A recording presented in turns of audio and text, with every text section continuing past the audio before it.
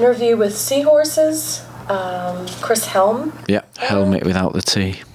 Okay, so tell me where you're from, what the music scene was like there, and how it fed your musical interest or direction.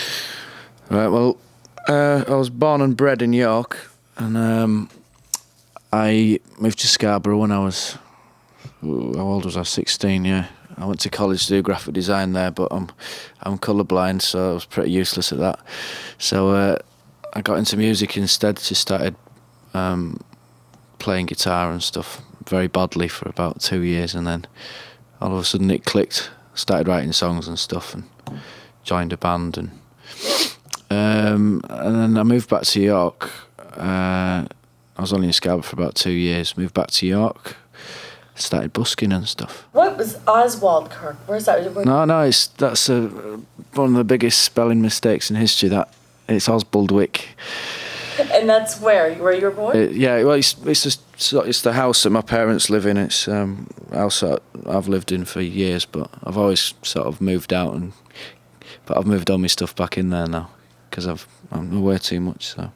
Now, at what age did you discover a vocal gift in yourself, and what sort of style did you kind of pattern your singing after? I don't know how old I was. I've always sang from being at primary school. I used to get all the leads at primary school because I think the bloke who was the musical director thought I had quite a good voice. So, but when your voice breaks, it changes everything, you know. And I've always sang. I remember just singing to stuff. I used to like the Doors and stuff like that. I remember when I first got into being in bands, I was really influenced by the Doors, and I suppose anything that required a lot of shouting. I used to be into like Joe Cocker and stuff like that. And then I went. I don't know what happened. I think I sort of chilled out a bit, got into more. What's the word? I don't know. It's not more gentle, but a bit more delicate singing, I think. So sometimes I don't know. I think I find it a lot easier to sing properly now than I do actually screaming because it hurts too much. Probably get nodules if I carried on doing that. Okay. So how old were you when you decided to pick up the guitar? And it was such a late age. What was the motivation for finally learning the guitar? I was going out with a girl who. I was going out with this girl, and she sort of, I think she used to really like musicians for some reason. I could never work it out, so I decided to learn the guitar, because of that. Who were your musical heroes as a kid, and why? You mentioned the Doors, but yeah, I don't know why it was the Doors. It was, I think the first thing I ever remember hearing was something by George Harrison, but done by Shirley Bassey. It was really strange. My mum had a very limited record collection. She used to have these really old Tom Jones records and stuff as well. And, I had a dream, and I was kidnapped by gypsies, and that music was playing in the background. It's always stuck in my head. But I don't know. Influences have always changed depending on, you know what it's like when you're younger. You like stuff that your mates like, or you get ostracised, don't you? I remember being into the Beastie Boys and stuff like that. And, all sorts of stuff, really. It's your string of bad jobs that led to a busking trip to France, but it was unsuccessful because you said you had to steal your food. Tell me how. Oh, right. This is this point. How did you get to that point? I don't know how that question's come about. I think it's just a lot of facts that someone's glued together. I can't really give a proper answer for that one. I did have a lot of rubbish jobs. I mean, they weren't rubbish, they were just not what I wanted to do. So I worked in graphic design for 2 years and got sick of that. I had every boss that I seemed to get was a complete and utter moron. So I think I got sacked from both of them jobs actually in graphic design, which was, I did quite well to keep it a secret that I was colourblind and everything. I used to say to the clients to choose their own colours, to say, yeah, you choose the colour, it's fair, it's fine. But I don't know, I just sort of went into waiting on and working in bars and stuff, and I just got sick of it because I was working in a bar at one point, and it was an alright place, but I kept getting offered gigs for like £90 a night when I was working behind a bar for £10 a night. So I just jacked it in. And after that, I just went busking, made more money. Made quite a lot of money doing that. And I was in a band all during this time. I was always in a band, so the band went on to France, and we busked around France as a band, and we split up. Well, I read that you just were so broke you had to steal food or something, and I thought that was just kind of funny. Yeah. Well, I was living in Brighton and I was on the dole. I was living with my girlfriend and neither of us had any money, and I wasn't making much money busking in Brighton because there's too many people doing it. So we used to put all our money in the gas meter because our landlord was ripping us off. And we used to go down to the shop down the corner and rob tins of food. We didn't do it that often though. We only did it when we wanted to go out and get drunk at the end of the week as well. Okay, so then you mentioned you started making more money busking wherever you went to next. What's the largest tip someone ever gave you? I mean, what's the largest amount of money you made? £20. I think he was mad though. I don't think it was because he thought I was good. I think he just had a bit too much money that he knew what to do with, really. He just threw me £20. I remember he was a guy with a big beard and he looked really odd. What's the most embarrassing thing that's ever happened to you while you were performing? I don't get embarrassed. I just get really, really annoyed. How about something like really outrageous that's happened to you while you were on stage? Or I can't remember. I can never remember what it's like after I've got off on stage. You know, once you leave the stage, I can never remember what's gone on. All I know is that, that the gig's over. Okay, you mentioned being colorblind.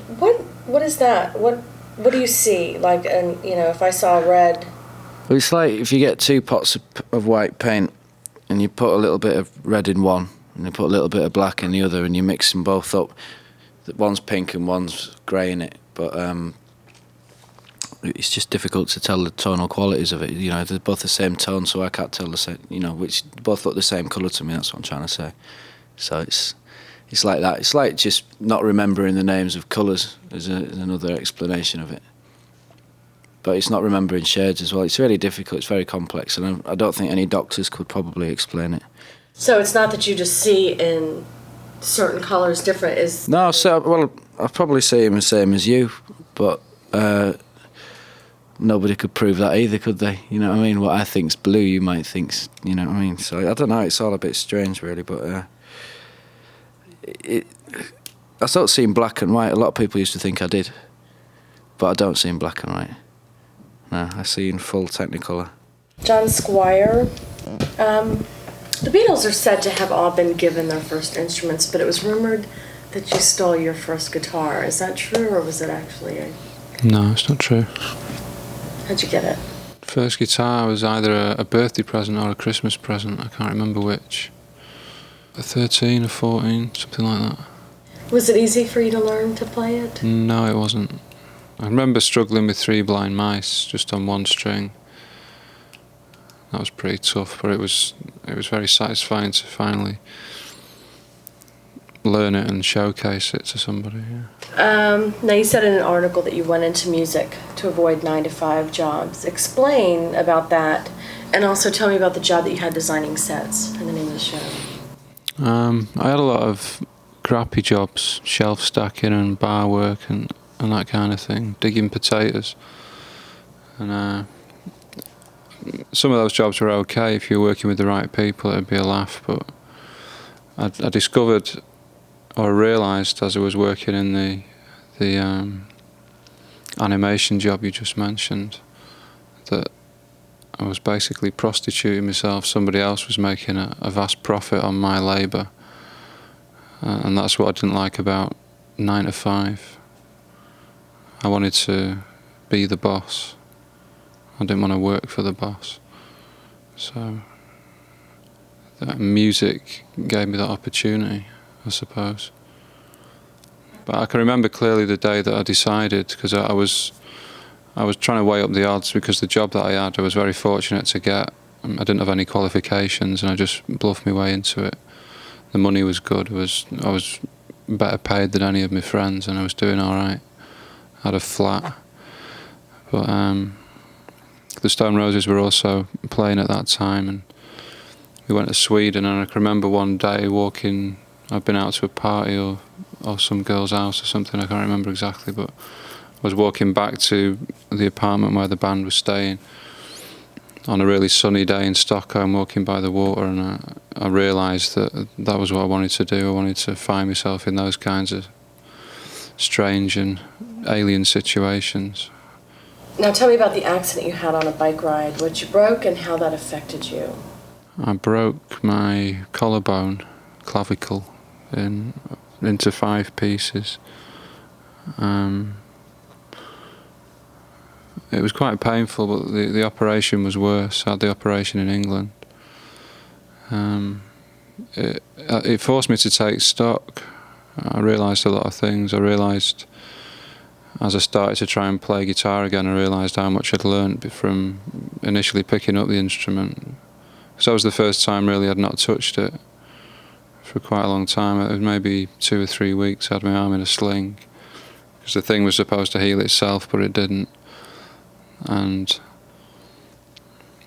after the operation, I got some movement back into the arm, but it was pretty weak and the muscles had withered away. And I realised as I was starting to pick things out again that I had actually learnt quite a lot, and it didn't exactly put me or give me a better sense of my own mortality, but it made me realise how physical I was and how easily it could be taken away.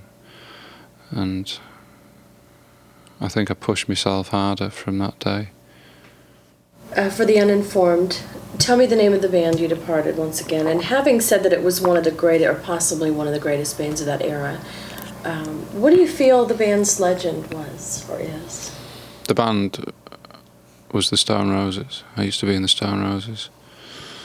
I don't know, people often come up to me and say, you were the greatest, and I don't hold with that. I was inside, and it's always difficult to take an objective view when you've been heavily involved in it. And it seemed special to me at the time, but just the fact that we were getting attention and that we were living the dream was enough. We weren't really making comparisons between ourselves and our relevance to that time and how much better or worse we were than other groups. But I don't know what the legacy. Probably a revival of British guitar music would be our legacy. Now you claim to have been living on £60 a month at one time. Why is that so when the band you sold so many records and you were so successful? I don't know. I don't remember the quote, £60 a month. I think it was during the trial, a claim that you had made, or it was But you're always working behind in groups. The money you make you don't really see for a year down the line. I suppose it could be down to that. We didn't really see any real money until we signed to Geffen, which was, I think, 1990. We signed to Zomba Silvertone in about 88. So there was a period where we were getting recognised in the street. Our pictures were on the covers of magazines and we were in the charts, but we were earning, well, I was earning less than I had been prior to that, and we were all earning a little bit more than the dole. It must be getting more difficult now, because just before the band got signed, they launched a programme called Restart, which was a compulsory job interview. You go down there and say, I want to be, a neurosurgeon, and they go, great, let's talk about that for 5 minutes, and then have you thought about retail work or bar work? It was ridiculous, and they'd lined me up something. I painted myself into a corner. I thought I'd been clever, and I said I wanted to be a model maker, and they managed to find me a job making cardboard architectural models. But literally a week, 2 weeks after that interview, before I went to, because if I didn't attend the job interview I would lose me income support. And it was literally a week or 2 weeks after the interview that the deal came through from Silvertone.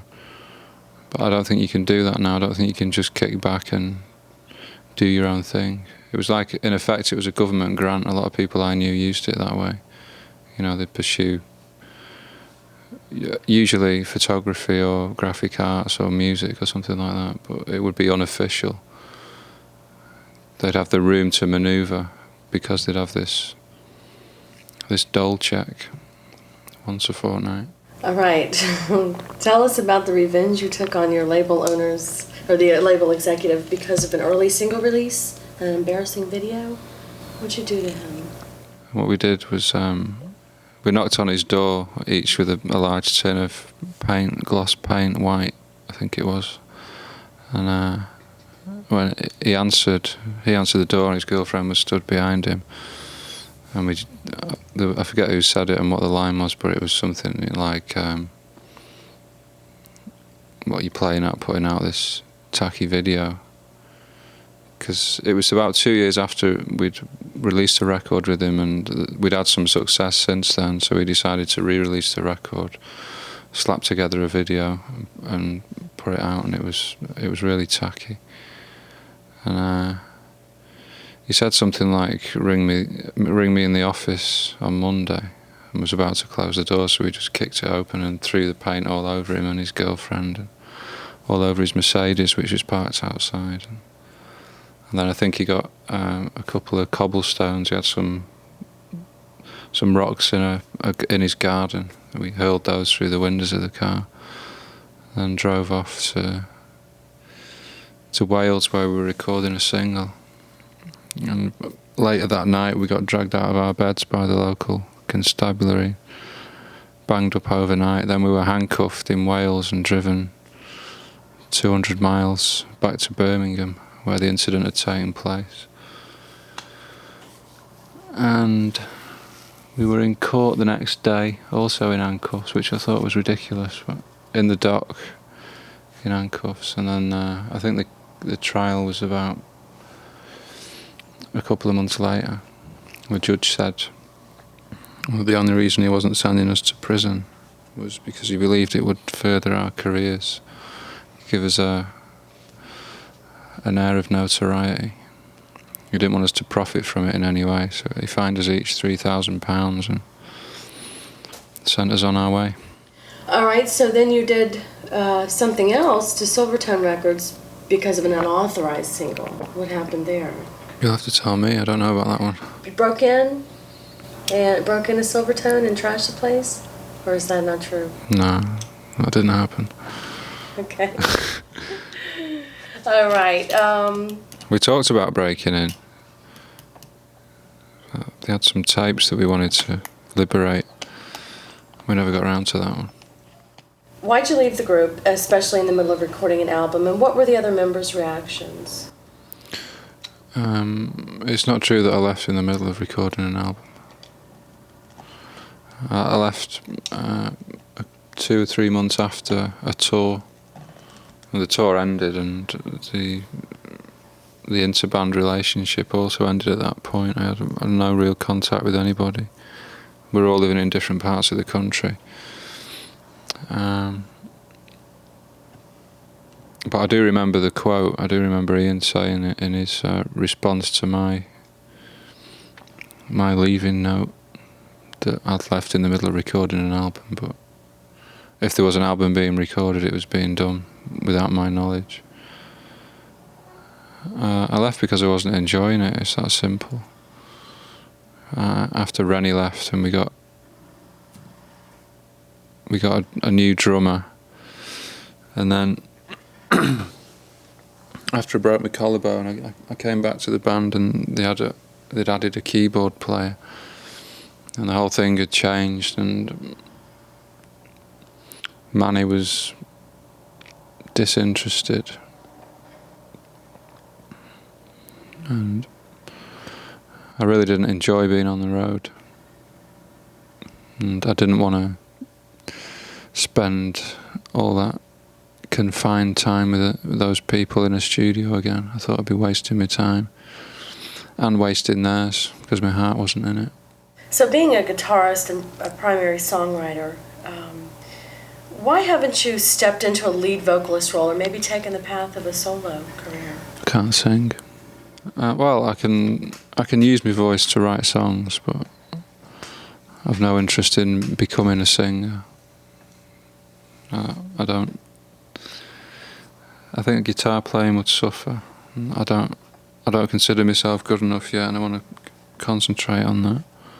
And tell me briefly about your hobby as a sculptor. A sculptor. I make things. I wouldn't call myself a sculptor or a painter.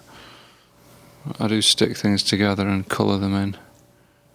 It's a release. It's something I've always done. I get ideas from time to time and have to realise them, and that's one way of doing it. And it's a healthy contrast to music because it's private, it's insular, self-contained. You have complete control, full responsibility. I think one complements the other, the music and the art. Together now, but John first, why is it said that Oasis is your artistic offspring? I don't know. I don't know why people say that. But they say things to me along those lines. If it wasn't for you, then we wouldn't be where we are today. And I always try and shut them up. I find it embarrassing, but I can't take credit for all their hard work and their talent. It's a linear thing. You borrow from the past and reinterpret it and ram it down the throats of the future. It's all the Roses did. It's all this band's doing. How did you go about looking for band members? What was your strategy and why? I didn't have a strategy. I found Stuart entirely accidentally. Chris as well was chanced upon by a friend of a friend. There was an official strategy. I hooked up with the manager pretty early on and we placed ads in a few music papers, but the standard of response was generally low. Nothing came of any of those more conventional attempts to recruit.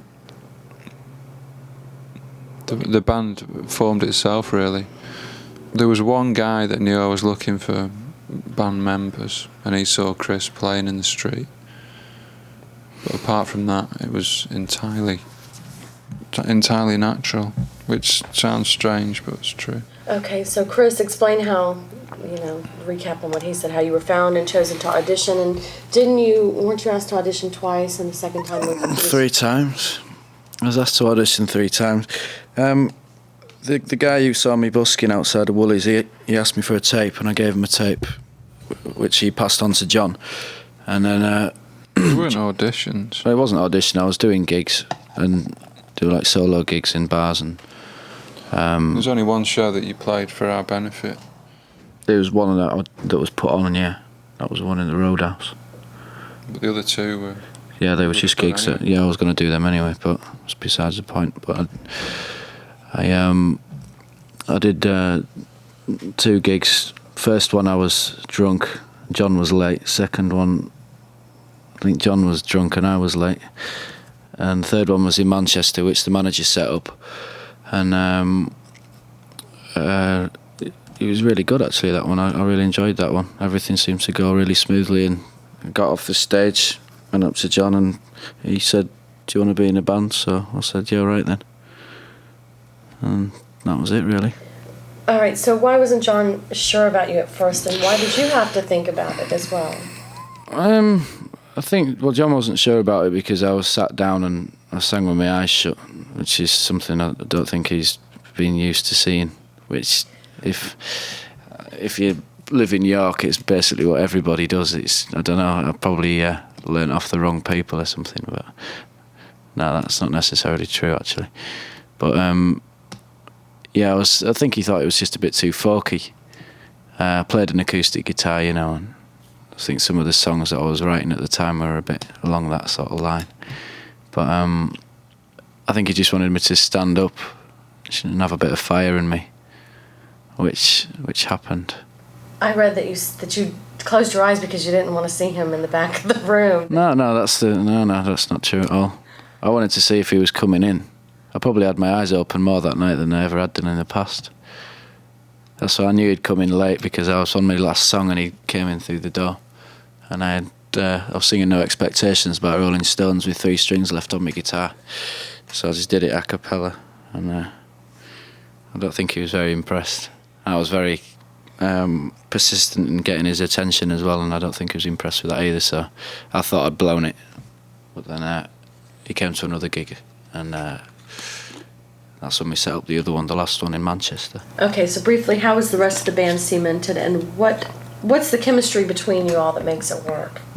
I don't know, actually. The way that the songs came about was weird, because it was John and myself and Stuart in the Lake District for 6 months without a drummer. So we just worked the songs out like that, and because of, you know, John's very musical, and so Stuart's like the doctor of music, you know what I mean? He's very theoretical about how he approaches things, and I think that's probably the glue. That's how it all came together. Okay, how'd you find a drummer? He was an old friend of, well, he wasn't a friend, really, I wouldn't say he was a friend of mine, he was an acquaintance of mine years ago, Stuart's. And we were looking for a singing drummer, and it wasn't going to happen, you know. We auditioned loads of drummers, and either they could drum really well and they couldn't sing, or they couldn't, you know, they couldn't drum and they had an amazing voice, so it was just really, really frustrating. And then I remembered Andy, because Andy was the only singing drummer that I'd ever met, and who could carry it off as well. So I tracked him down. He'd been living in London for 5 years, and he came to the audition. He looked like a bit of a crusty, and told him to get an haircut and take his earrings out, you know. And he joined the band because he just seemed to have the right attitude. John, when and why did you start writing songs? When? 1977, because I couldn't play anybody else's. Okay. And Chris, are you primarily a lyricist, or what's your role in songwriting? I write the music as well for the songs that I've written. I mean, I write the basic chords and the rhythm patterns, and I put the melody over the top. And if it doesn't stand up on its own as an acoustic song, then usually I don't pursue it. But I've started to be a bit more bandy about the songs that I write now. Okay, tell me the story of how the name came about and what it means, the name of the band. How did it come about? It was one of a few names that I was thinking of, and I had an album title that I really liked, Scrap Steel Seafood. It seemed to fit in with that. I think the idea of the name started with a necklace I bought on holiday. It was a cast of a dead seahorse in tin or lead or something. I thought it was really pretty, and it became a lucky charm, one of many at the time. I was highly superstitious. Thankfully I'm over that now. And I suggested it to Chris after him and Stuart had hooked up together, and he really didn't like it, and neither did Stuart. I took it upon myself to champion the name. As I've got this, I had this idea that the Beatles was a really terrible name. I think it's probably one of the worst that's ever been used. But by association, the meaning changed. I wanted to test that theory, and after looking into it, not too thoroughly, but I looked in a book on keeping tropical fish that covered seahorses, and it said that they were, until recently, regarded by some people as a mythical creature because they look so strange, the combination of body parts. That appealed to me, and I had a dream interpretation dictionary that said dreams of seahorses were signs of travel and adventure to come, so it seemed to fit for me. And then you saw a statue that kind of clenched it. Yeah, that was odd. That was really odd. I left the Stone Roses that night, and I hooked up with a friend, Martin, who who lives in York and used to work for the Stone Roses. We went out drinking. It must have been 4 hours after leaving the band. I was watching Stuart play, and it was pretty fortuitous that he was on that night. It wasn't a regular slot.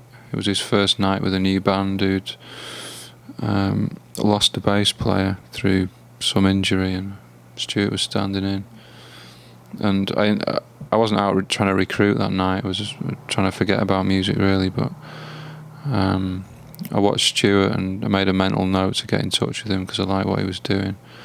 And maybe 2 or 3 doors down from the club where we watched him play, there was a restaurant. Martin knew one of the chefs, and we went in there to try and get an after-hours drink. And that's where the statue was, at the bottom of the staircase. It all tied in. And I just read the Celestine Prophecy, so I couldn't ignore that coincidence. So how are the Seahorses different than the Stone Roses? The Roses was good for a long time. I mean, it wouldn't be fair to say that this is a better band or a better band to be in. It's just, it's a younger band. It's, in both respects, it's fresher, and there's a greater sense of energy and drive, and a stronger work ethic. I think that this band will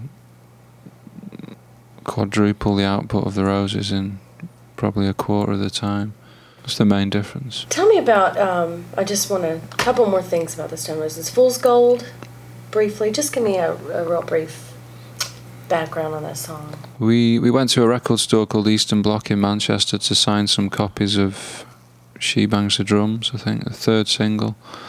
And as a thank you, the owner of the shop said we could go and take whatever records we wanted from the store up to a point, 5 albums each or something.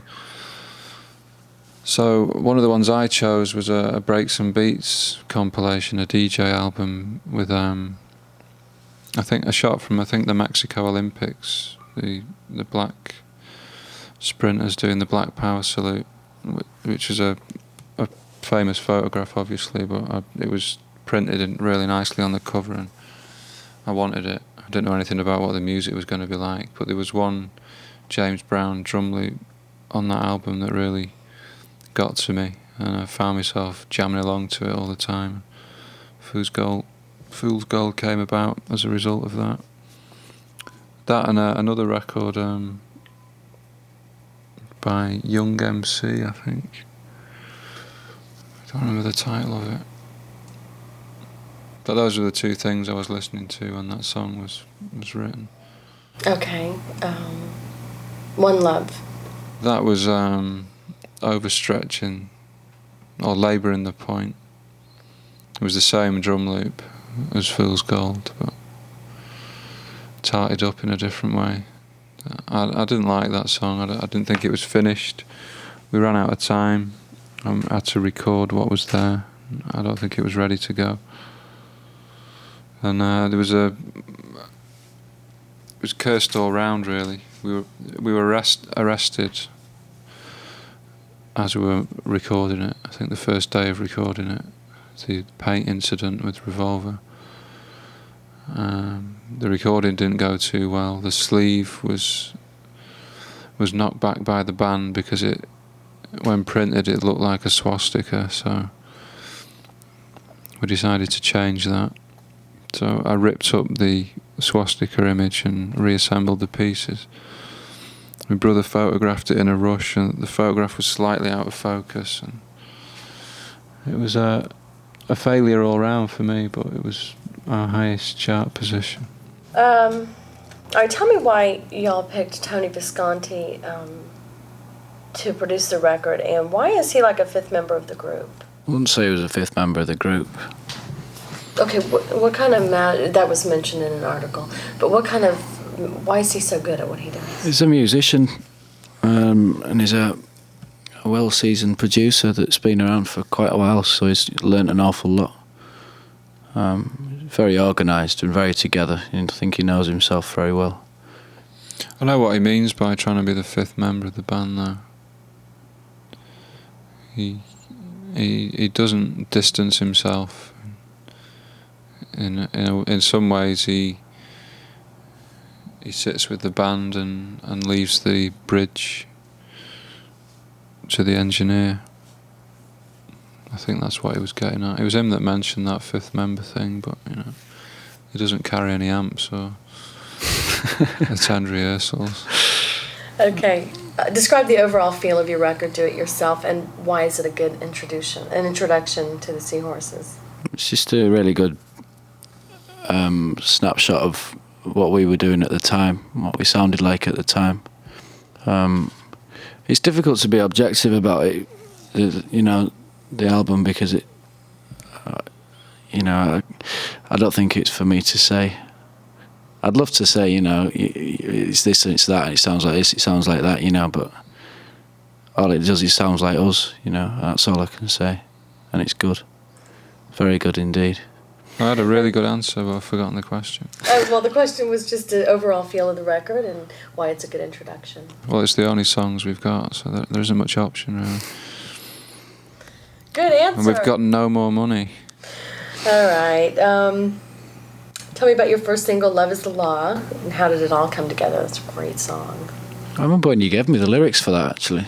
It was, I remember just reading the lyrics and laughing for about half an hour, thinking, I don't even, it's never going to get on the radio, this. I just remember thinking that, but it did. I think it went over a few people's heads. Too many colloquialisms to offend anyone in London. Oh, there was one station that wouldn't play it. Capital, I think, wouldn't play it. It was one of a series of songs on the album that I wrote that I've realised since I was looking back to my childhood and adolescence. I think that was as a result of leaving the Roses. I spent 10 years with that band, and I didn't want to start writing an album of a bitter and twisted, acrimonious Dear John letter to the three people I'd just departed. So I was looking for inspiration in things that had happened before, and in fantasy, I suppose. Blinded by the Sun. What was the inspiration behind this one, and what is it with all the sun-related songs that are coming out now? Walking on the sun, staring at the sun. I like the sun. The sun's, I don't know, if I don't get sunlight...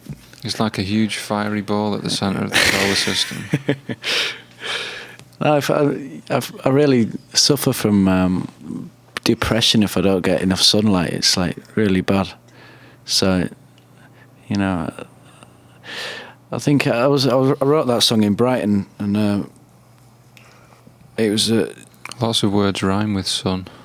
Begun, bum, stuff like that. I don't know. I was in Brighton, and it was sort of a therapy session, really. That one. I think I was trying to exercise some demons going on with somebody who'd annoyed me, and it worked because I can't remember who it was about now. Okay. It's a big fiery ball. I love that. That's my favorite. Okay. Tell me how you wrote the song "Love Me and Leave Me," and with whom it was written and what it's about, briefly. How did I write it? I started writing it after a drinking binge with Liam Gallagher, and resumed about a month later. I think he rang me. I was in London. I went to see the cup final, soccer final in England. Manchester United were playing Liverpool, and we won. Manchester United won. Liam phoned up to slag them off because he supports the other Manchester team, and invited me round. He was living at Patsy Kensit's at the time. Went over there. He had a new guitar, and he was keen to show me that, and I started playing it eventually, and I started chopping around the chord progression to this song I'd started writing. I had some lyrics. I had some lyrics and a chord progression. I didn't have a melody, so I wrote the words down for Liam, and he started singing the first few bars of the song as you hear it now. We didn't finish it because it degenerated again into a drinking binge, so I finished it up a few months later, And all this happened prior to meeting Chris. Stuart was on the back burner, but there was nothing really happening. There was no band for me at that point. So it was good to find someone to work with. What have you learned from legal and business experiences with the Stone Roses that might help you with the Seahorses' success? Leave it to the lawyers. I've spent far too much time fighting legal battles and not enough making music. So I'll do anything to avoid protracted legal confrontations. But I wouldn't change things. I think the Roses did the right thing. We've changed the standard record company contract now for new bands, new signings in the UK, and they're less likely to get ripped off as a result of the stand that we took. So I wouldn't go back on that.